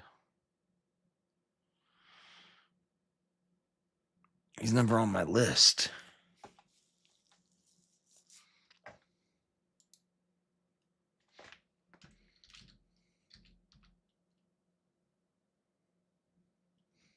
Oh. Okay. Is he reviewing? Oh, he's reviewing my debate. Well, they're going to be making fun of me. That's right. I didn't, if you noticed, I didn't write an opening for that last night. I don't know. That topic is not fun to do with a bunch of white guys that are smart. It's funner to do that topic with angry, radical BLM black people. It's a lot funner because they get so triggered, and then you can just say whatever and they'll just start freaking out. It's not fun doing it with smart white people. I tried telling them that. I was like, guys, it's like I do believe that we shouldn't use those words and that they're stupid, nonsense, leftist, Marxist control words. Oh my God. Oh my God. Rowdy's going to piss me off. Stop besmirching the dinosaurs, dude. But yeah, I didn't write an opening. I didn't have any notes. I just freestyled it. Plus the format was new to me, so I was like not really sure how it went, and so I didn't take it super seriously. I told Re-Exam if they ever invite me back, let's do a topic that I take more seriously. I take that topic seriously, but it's supposed to be fun to trigger trigger certain types of people. Just because you call alligators dinosaurs doesn't make it true. Okay, well, I did. That's not all I did. I went into a whole lengthy thing about the history of the etymology of the word. I can go to ancient texts. I can go to. I've got a whole folder. I can go to whatever. I'm not gonna explain it to you again. If all you think, if you think that if that's all you took from that, then I don't know. Maybe you should go do some research. Dino denier. It's the worst. The worst. Yeah, we just want to. We don't believe in space. We think the Earth is flat. Dinosaurs aren't real. What are you just trying to destroy every childhood in the history of the world? No space and no dinosaurs. It's retarded. Get out of here. No, actually, get out of here because I'm leaving. Have a good day, everybody. Oh my god. Stop. You're triggering me. Go say hi to Cool Vic. You know, have a good day, everybody. They're probably making fun of me over there. I don't care. God bless, guys. Have a good one. I'm out. Peace.